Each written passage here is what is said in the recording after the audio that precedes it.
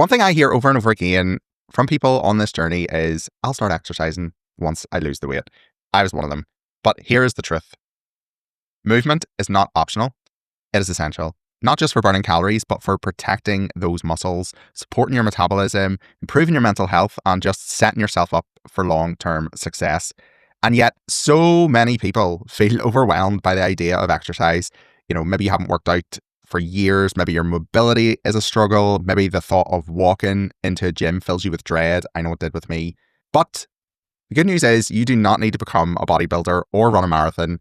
You just need to start where you are, and the science shows why that matters. And in fact, the NHS research shows that people who combine GLP-1 treatments with physical activity lose 20 to 25% more weight and are more likely to keep it off long term than those relying on the medication alone. So today, we're diving deep into the fitness side of this journey, breaking down the myths, sharing practical tips, and showing you how to build a stronger, more confident version of yourself. So let's roll the intro, and then I'll introduce my guest who is going to help make sense of all these questions.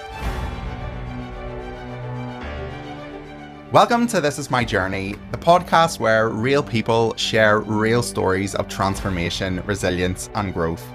I'm Marc, and after navigating my own path through major lifestyle change, I created this space to open up honest conversations around identity, mindset, and what it really takes to evolve.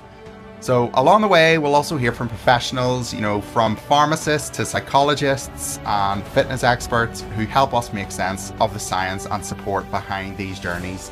So whether you're just starting out, deep in the process, or you're finding your footing after big change, you are not alone. This is your place. This is my journey. Let's walk it together. Welcome back, everyone. Today we are talking about one of the most important and often misunderstood parts of this journey, movement. And I'm joined by someone who has made it his mission to help people at every stage of their transformation build strength, confidence, and just a healthier life in general.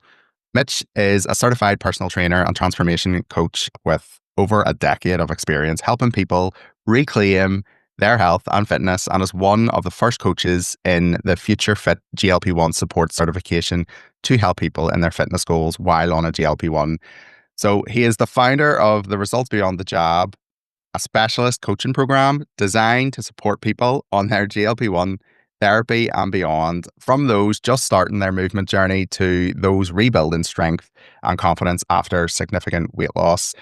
His approach focuses on accessibility and inclusivity, from bespoke home workouts for people who feel anxious about the gym to adaptive movement strategies for those with limited mobility. Mitch believes fitness is for everybody, so his programs are rooted in science, focus on muscle preservation, and designed to help people sustain results long after the medication ends.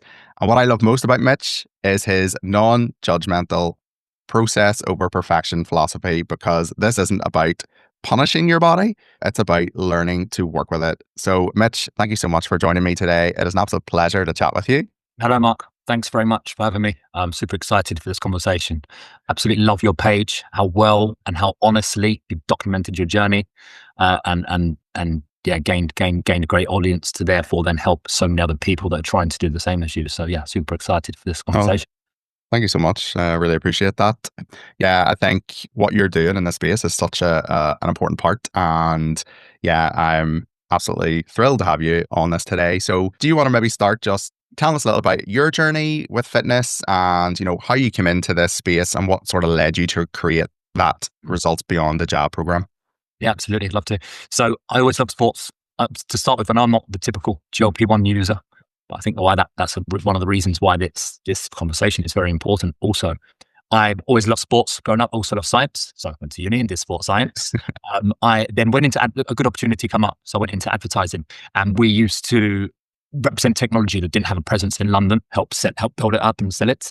But it was never better than the platforms that were my competitors. So really what I was doing is BSing potential buyers, saying that my platform was better than one they were using. So largely, I thought I had a great career because it was good money and I was in the city and wearing smart clothes. But I was just BSing people. Yeah. So the novelty of all the cool stuff about it quickly wore off. And I started PTing just part-time, just because I loved it and I enjoyed it. And then I loved it and enjoyed it so much more than the advertising that I transitioned and went full-time. That was over 10 years ago now. I've never looked back. It's in world-class results, not just body transformations and fat loss, but performance. And before I pivoted to concentrating just on GLP-1 and medication and helping people on GLP-1 medication, for a couple of years, my thing was longevity. I got some world-class results there too. And that's not just people living longer, but it's living better longer, or really living well for the time. Yeah. It's deep, but for the time that we're here, right? So, and then at the start of this year, I had a new client, and he was 12 kg down in 14 weeks. I knew that he had tried to lose weight before. He'd actually been a client of some of my peers and colleagues. I knew he'd always struggled, and he wasn't really using me that much. And I really probed him. I was like, mate, let me, I felt bad that he wasn't paying me and not using me as much as he should. So I probed him and said, mate, how can I help you more? Surely you're hungry. Let me help more with nutrition. And he said, oh, mate, I've got something to tell you. I'm on Ozempic. Of course, it was super current already at that time. So I was very interested. A lot of PTs see it as a threat to their business. But I already knew at that point, this drug is too good. It's not going anywhere. It's not a threat. It's a tool. I need to learn it and help people use it rather than think it's a competitor. Yeah. Because in my opinion, if all a PT or an online coach is doing is telling someone to move more and eat less, that's not coaching anyway. There's so many more layers to my service. So if there's something that just helps that bit, that means we've got more time, more bandwidth to concentrate on the other layers of coaching. Yeah. Get even better results. So I was very interested in the benefits. He's not a massive drinker, but one of the things that got me was he said that he just didn't fancy, and of course, most people know now that it affects the reward system. Yeah. At the time, he said to me, I just don't fancy anything naughty. It's like on a Thursday, he works in the city as well. He said he's actually marketing. So the lads are going to go for a pint, and he just doesn't fancy it. Yeah. Doesn't fancy the sweet stuff he'd always had over dinner. And I thought, wouldn't that be nice? Wouldn't that be nice to not even want it and therefore not have it? And then you've got a bigger calorie allowance for more nutrients, or lose weight faster, and the whole host of benefits that will come from not even fancying anything naughty, right? Yeah. So those two things combined, that it's not going anywhere, I and also wanting to feel those benefits, I did it, but for that and also as an experiment because I wanted to learn more.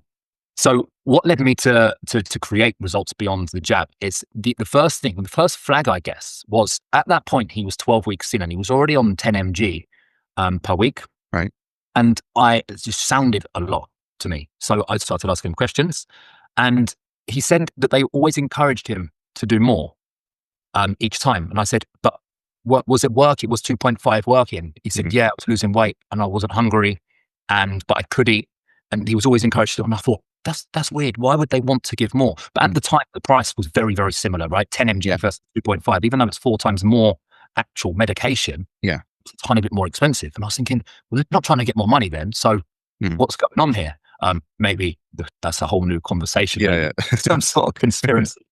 But then also they weren't asking any questions. They weren't asking him, how's your energy? How's your sleep? How's your digestion? Yeah. How's food? And I was thinking that there's a gap here. The providers are, and I don't believe everyone's bad and the doctors are bad, of course, but I was thinking they're just providing the medication. They're not providing any of the support, which because of my longevity background, and by the way, that was working with slightly older people, who those people, to get results, they need to do everything even more intentionally than when we're 20, right? Yeah. So because of my background in that, I really understand the mechanisms of that. And I knew to get results that stick once you come off, you have to carry on doing those things. You have to do all of the things that you would have to do without GLP-1 medication to get results that stick if you are on GLP-1 medication, right? Yeah.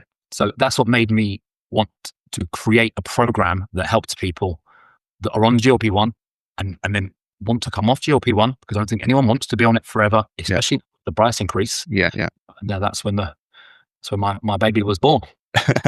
Yeah, and I think it's so important that it's such, I think just circling back to the point you said earlier, I just think it's such an important thing for people within the industry that you work and all that there to sort of adapt with the times. And, like you say, it's not going anywhere. It's been a life-changing medication for so many people. But I find that a lot of coaches and personal trainers and just within that fitness space in general, a lot of them are quite scared of this medication. And I get it in the sense of losing business and stuff, but I think there's actually, on the flip side, for me, being on this medication and knowing the likes of you that is adapting this and you know, making it such a part of your coaching mechanisms, and you know, it's a really positive move. And for anybody that's like me, I think I can appreciate that, and I think it's a real forward thinking step to move into, because you know, for me personally, like I've never really liked the gym. I've never really, you know, I've just always felt,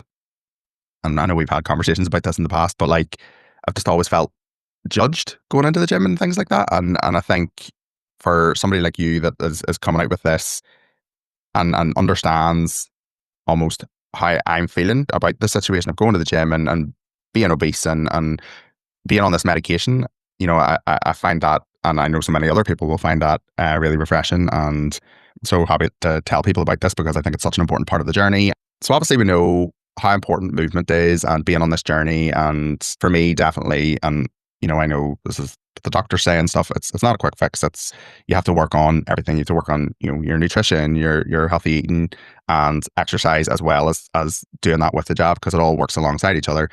But obviously movement is a real key part to that, and the fitness.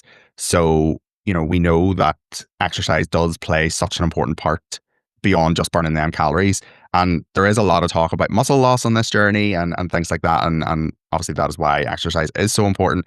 So, you know, how real is the risk of muscle loss and the importance, you know, if you want to talk a little bit about the importance of exercise on this journey and, you know, how that can really help protect your muscle mass? Absolutely. So to start with, GLP-1 medication doesn't make you lose muscle. Mm. Also, GLP-1 medication doesn't make you lose fat, right? It makes it easier to eat less. And then if we're in a calorie deficit, we lose fat. The risk is, and the issue is, if we eat too little and too little nutrients, then we have less energy and we don't want to train, or we haven't got the energy to train effectively. So the importance of exercise is super important, because we need to, and you hit the nail on the head perfectly there. Exercise isn't just trying to burn calories. Exercise is not punishment. It's sending the right signal to the body. The body is very clever. It's also very efficient, but efficient and lazy, there's a bit of a crossover, right? Yeah. So in my opinion, there's a slight difference between exercising and training effectively. Yeah. But if we're not exercising effectively, let's call it, then our body would rather burn muscle than fat, because I think we all know now muscle weighs more than fat. Yeah. It thinks, why do I want to carry around muscle if my body doesn't need it? We have to give the muscle reason to stick around. And then just as importantly, but not really spoken about as much, is bone density. Our body is more likely to get rid of muscle and bone density, because that's weight, than fat if the body's not using muscle. So if we've got less muscle, our body then thinks, well, I don't need as much bone density. But also if we're not loading the skeleton, then our body will get rid of bone density. And then we're losing muscle and losing bone density at a higher rate than we would have if we weren't to exercise. Yeah. The issue with losing muscle is, and this is, I know not everyone wants to be ripped or jacked or a bodybuilder. Yeah. It's so much more important than that. Think of your muscle as your engine. If we're shrinking our engine as we're losing fat, once we come off the medication, if we've got a smaller engine, and then as we know, and we'll get into this later, I'm sure, it becomes harder to carry on eating the way you were eating on the medication. So if we then start eating in a surplus, which is what lots of people are doing once they come off, but the engine's smaller, those calories going in, that the engine can't handle it. That's the body not being able to handle the calories, right? It's the analogy. And then we start putting on weight, but in fat. So say, for example, just for ease of numbers, say someone's 100 kg and they're 60 kg of muscle. That's about right, by the way. Like that person would qualify for GLP-1 medication, somewhere around like above 30 BMI. Yeah. Say they lost 30 kg. So they're now 70 kg. If 30% of what they lost was muscle, they would then be 49 kg. Doesn't sound too bad, right? 70 kg, 49 kg in muscle sounds pretty good. Yeah. But now imagine if they didn't do any exercise. So they've lost muscle, but still those ratios don't sound too bad. If they haven't done any exercise and haven't learned to exercise effectively, haven't built a tolerance, and they haven't got the nutrients in, and they haven't installed the habits of what nutrients they have to fuel their body and mind to be healthy, and then they start putting on weight, and then they make their way back to 100 kg, and now they're 100 kg with 49 kg of muscle, what happens then is they're going to carry on putting weight, if nothing, if they just carry on doing the same thing that made that happen, putting them at a much bigger risk of metabolic diseases like diabetes. To answer your question as concisely as possible there, for what's the effect of losing muscle. So if we lose muscle, our resting metabolism goes down. It's easier to regain fat. If our insulin sensitivity decreases, with a greater risk of diabetes and fatty liver disease. If our inflammation goes up, there's a higher risk of heart disease. If we lose mobility and strength, which we will, if we lose muscle, then we're going to have more joint pain and early frailty. And then if we lose muscle, because of all of those things, or a combination of all of those things, we're probably going to lose confidence. And of course, that can affect mental health.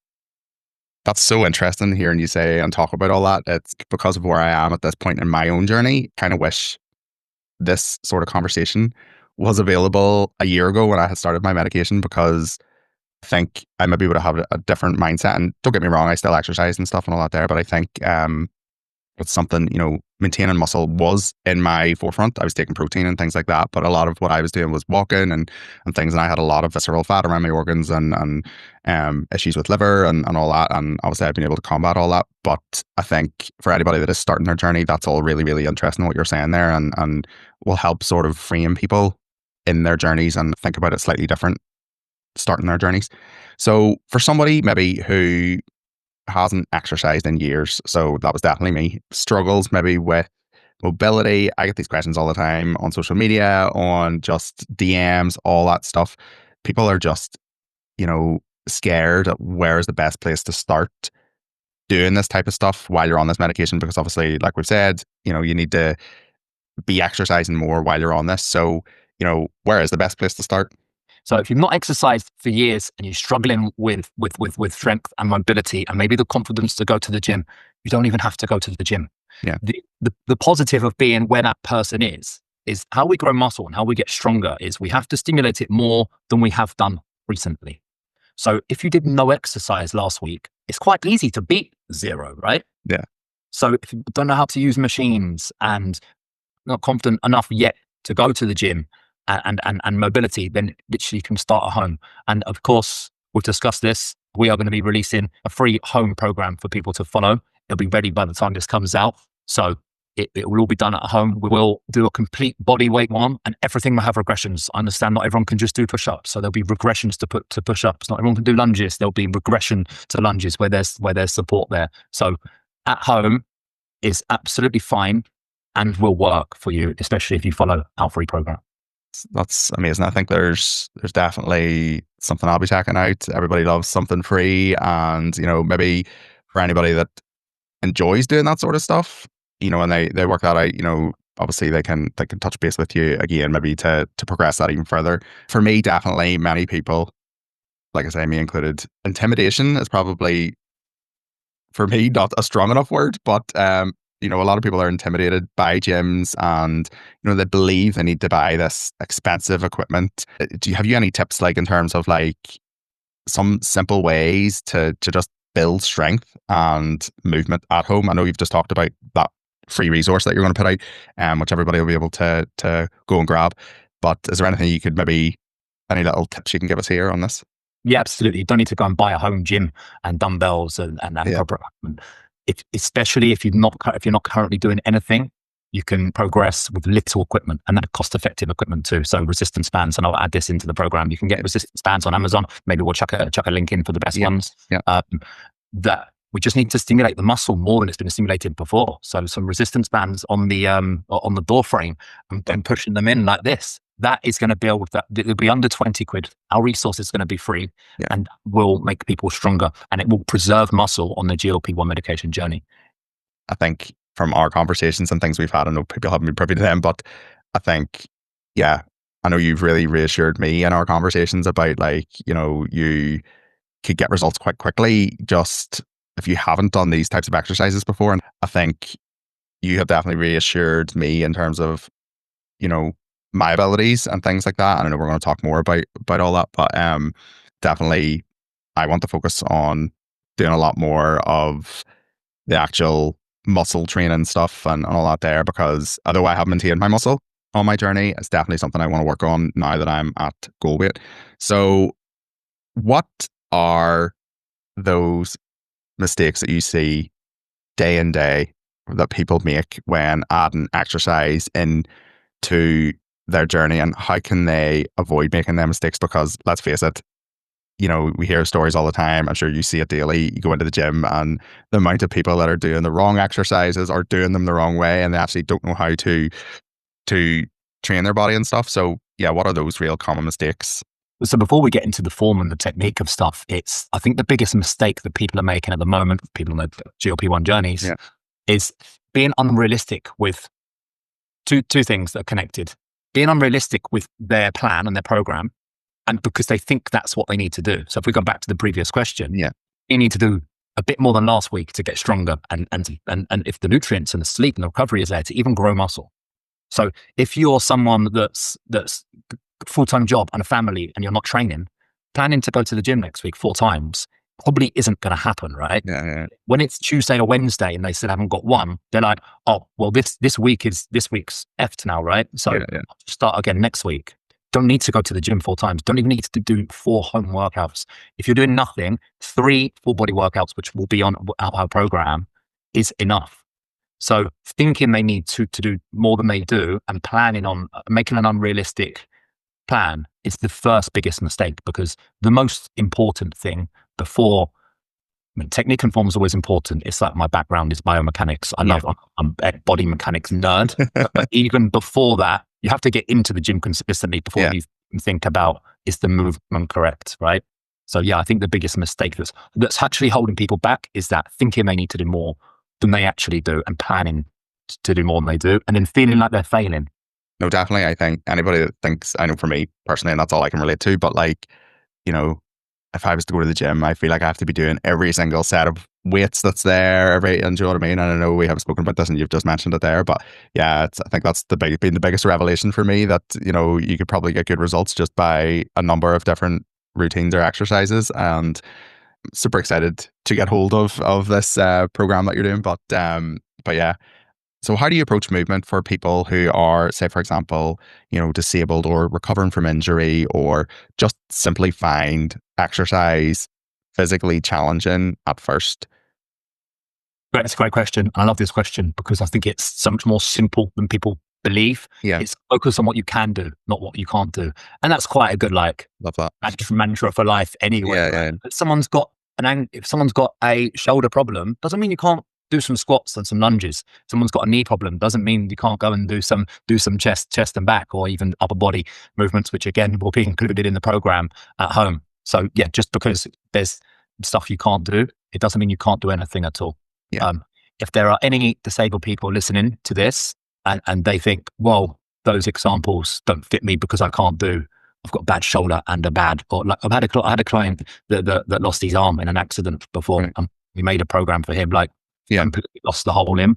And I mean, he was an incredible human anyway, and very, very determined.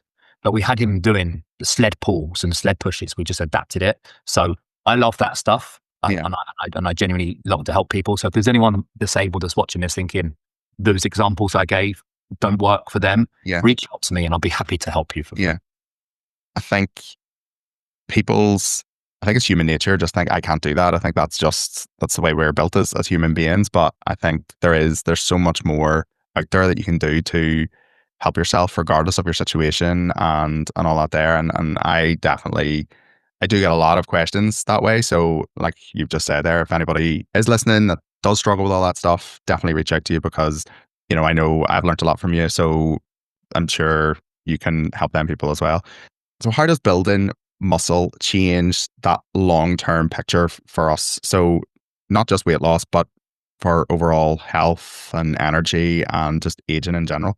So if we look at the research, muscle mass and strength are 2 of the biggest predictors for long-term health and longevity. So that changes everything, right? And it's everything we spoke about on the dangers of and the risks, or not even the risks. What happens when we lose muscle? It's the reverse, but the positive for building muscle, right? So if we have more muscle mass, we're going to burn more calories at rest, versus if we have less muscle. So therefore we can eat more. So if we have 2 people that are exactly the same weight, same height, but one has more muscle than the other, that person will burn more calories even if they were to sit on the sofa all day. Meaning if they ate the same amount of calories, different things would happen to their bodies. Also, Our body's very, very clever, very fascinating, more amazing than even I know and I realize. Muscles communicate with the rest of the body through something called myokines. What that does, it reduces inflammation, improves brain function, and also supports the immune system. So by losing muscle, we losing that protective system, but by gaining muscle, we're increasing that protective system. So of course, I think most people want to also look better. If we have more muscle, it pushes against the skin more. We look more toned. That's what being more toned and more definition is, right? It's more muscle and less body fat. So even at the same body fat, more muscle, we're going to look more toned and more defined. So it is so much more important than aesthetics. Yeah. But if looking better makes us feel good, then we'll take that win, right? Yeah. And I think that's definitely, a lot of people that maybe are struggling with, because you get this question all the time about loose skin and all that there. And I know for me, I don't really have a lot of loose skin, but that's where building the muscle and the definition and stuff would really come in there to kind of tone it, for the look more so than anything. But yeah, no, that's all really, really super interesting. I love hearing all the sciencey stuff and all that there and behind. But yeah, so I definitely think anybody that's on this journey, motivation is the ultimate barrier to any of this, to be honest. And yeah, I think you are going to be a good person for giving us some of your best tips for staying consistent, especially on those super tough days, because we all have them. Yeah. So some people might disagree with this, but I think a lot of people dislike exercise and find exercise and training tough to be motivated for before, because most people have tried. Most people on the GLP-1 medication journey have tried to lose weight before, right? Yeah. And a lot of people have struggled. So they have this negative relationship with exercise. So they find it hard to get motivated for. On GLP-1 medication, I call it the perfect paradox. I don't even know if that's a thing, but that's what I'm calling it, because what we do on GLP-1 medication, the result will completely determine our actions, right? So because it's about reframing it. Reframing the exercise. We mentioned before that it's not punishment. It's sending the right signal to the body to do what we know is going to make us the results stick and not regain, and they'll be healthier as we get longer. So GLP-1 medication, as we know, it gives us so much more bandwidth for everything else. Even for me as a coach, when I'm dieting, all I'm thinking about food. I'm thinking, I need to stick to my calories. I need to track my calories. And maybe that's a question we'll get into later. Do we have to track? We don't have to track. No. But on GLP-1 medication, we're not thinking like my fridge is there, right? Yeah. If I'm writing a caption for a post or writing a program for a client, building a new client program, I'm thinking, what's in the fridge? Yeah. I'm distracted, right? So, and I know that's not related to exercise, but that's an example that not wanting to eat all the time gives us so much more bandwidth for everything else. Yeah. So that could be getting better nutrients in compared to if we were in a calorie deficit without GLP-1. That could be, well, I'm not sat here worrying about being hungry and tracking my calories and being in a deficit. So that energy can go into a half an hour home workout. Yeah.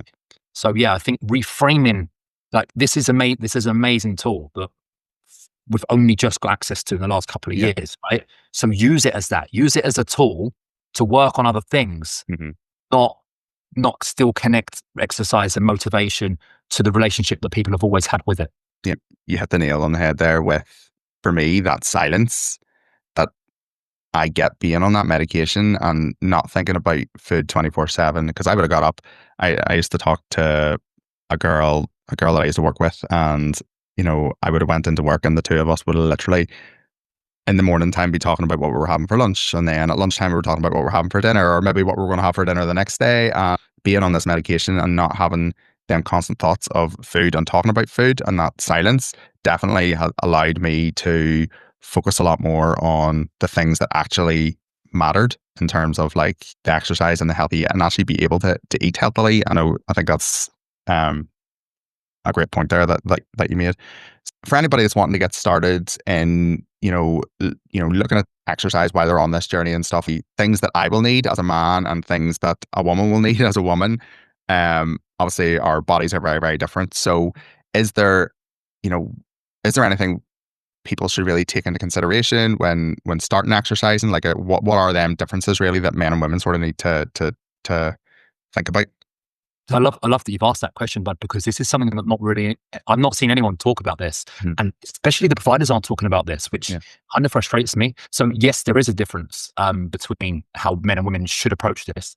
And even separately to GLP-1 medication, men and women should approach training slightly differently, but probably not in the way that you think and other people think about this. Not really the training side of things, like the actual training program or even the nutrition is very similar, but women need to factor in their menstrual cycle. Because there's 4 phases: menstruation, follicular, ovulation, luteal. Women have lots more going on in their body than us, right? So that, of course, is a factor. Again, whether you're on GLP-1 or not, they need more nutrients. They need more rest at certain stages of their cycle, which is the luteal and the menstruation phase. They shouldn't fast when they're on their luteal phase. They can't not fast the menstruation phase. But it's less important than not fasting in the luteal phase. And of course, on GLP-1, as we know, it's very easy to not eat until well into the day. They certainly shouldn't train fasted on their luteal phase. And this is just something that no one's speaking about. Females need more nutrients and more rest on their luteal and the menstruation phase of their cycle. So that's not the time to not be thinking about nutrients. That's the time to be thinking more so about nutrients. The follicular phase is okay to go lower calorie. And there's no blanket rule that for every individual is different. Every female is different. Every cycle is different. So there's no blanket rule that's like one size fits all for all women, all cycles. However, women do need more nutrients at rest in luteal. Some will be able to train harder than others in that phase. However, it needs to be a factor, because if they're not getting the nutrients, the right nutrients, the right amount of nutrients at the right phase or on certain phases of their cycle, then not only are they going to lose muscle, less energy, worse sleep, more stress, they're potentially even going to mess up their cycle. And there's young women doing GLP-1 medication as well now. So if people want families and then messing up their cycle, that's of course going to also affect their fertility. I think that's really an important part, and it's interesting to hear you say it, because obviously a lot of people that, my audience in particular for this podcast and things, that are female. So that's a really interesting point to add there. If somebody listening right now is feeling stuck in getting started with exercise, maybe scared to start or they're unsure how, what's one small action that they can take forward today to move forward with that? And I know you have probably mentioned things there, in earlier conversation, but yeah. So I think for that person that feels like that, probably they can take a lot from that last question about framing. Don't think, oh, I have to do this. Think, oh no, now I can. Now I can do this because I'm not thinking about tracking on my fitness pal, not thinking about seeking to go deficit. Think, well, I don't really want to eat, hopefully, a whole pack of cookies. So let's eat loads of nutrients, which is going to fuel my body and feel better. And I'm going to get more energy to then want to do more stuff that's going to be good for us. So I think in the head is the best place to start. Reframing, using the extra bandwidth you now have through being on this incredible medication to start making the changes. Most people know some of the stuff they should do, right? It's just that they've got that previous relationship with it. They find it hard. So a home workout, do 10 body weight squats and 10 push-ups on regress ones, just on the knees, and walk more than you did yesterday, and get protein, good fats, and some veggie to start with. And then try and just do a little bit more every day. So if you did 5 squats and 5 push-ups, do 6, because back to the beginning of the conversation, we just have to do a bit more than we've done recently. So if you do 5 squats and 5 push-ups, regressed push-ups today, and you do 6 tomorrow, your body will go, right, he or she's just done more than yesterday. I need to get stronger to be able to do that and potentially do more the next day. The body is very clever, and it will adapt to what it thinks it needs to do. So again, the opposite of what we spoke about, if it thinks it's not going to train, it's going to lose muscle and bone density. If it's used to training, it goes, right, I need to respond to that. And it will respond by building strength and muscle. So just doing a little bit more each day. But I think the most important thing is utilizing the extra bandwidth to introduce those things and start our program, because it'll be out by the time this comes out. Definitely. I think that's really great advice. So to wrap this up, finally, for anyone listening, because I know anybody that's made it this far and you're super keen to get started and you want that additional support, whether it's one-to-one coaching or joining one of your programs, how can people get involved and where is the best place to find you? Obviously, what I can say is we'll drop the links to all your socials and things like that into the information section at the bottom of the podcast here. So if anybody's looking at any of that, we'll drop that all in there. But yes. So follow my brand new account that's dedicated just to fat loss injection support. It's proper.coaching2, because my old one was proper coaching, which was all things health, fitness, body transformation, longevity. This proper.coaching2 is just fat loss injection support. Or search Mitch O'Callaghan. And then I do have a program coming. We discussed it briefly at the beginning, or you mentioned the name. It's called Results Beyond the Jab. It's very good already. It could help people already. I'm making it so that it's the best thing out there. There'll be different layers of access to me to suit different people's budgets as well.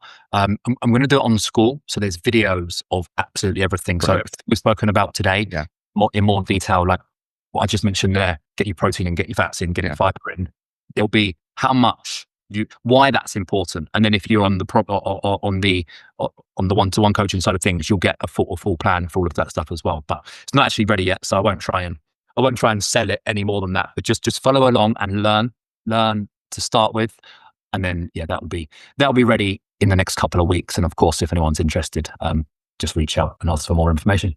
And I've already discussed with you about the possibility of coming back for season 2 of this. And I think that will be really good to see how you have found, obviously you do work with everybody in this journey anyway, but just some more, maybe we can even talk, because we've talked about the likes of me and stuff and all that there. So like my experiences with doing this alongside you or whatever and all that there. So I think that will be really, really interesting. And I think your knowledge, your experiences, all that there has been super, super informative and helpful for anybody listening here. So I really appreciate you taking the time to chat with me today, Mitch. I have learned so much more than I know we've been chatting before this than I didn't already know, but I know even more now. And I know everybody listening will really take value in what you've had to say here. So all I can do is say thank you again. And I'll catch you on the next one, guys. Thank you, mate. Thanks for having me. And I'd love to come back for season 2.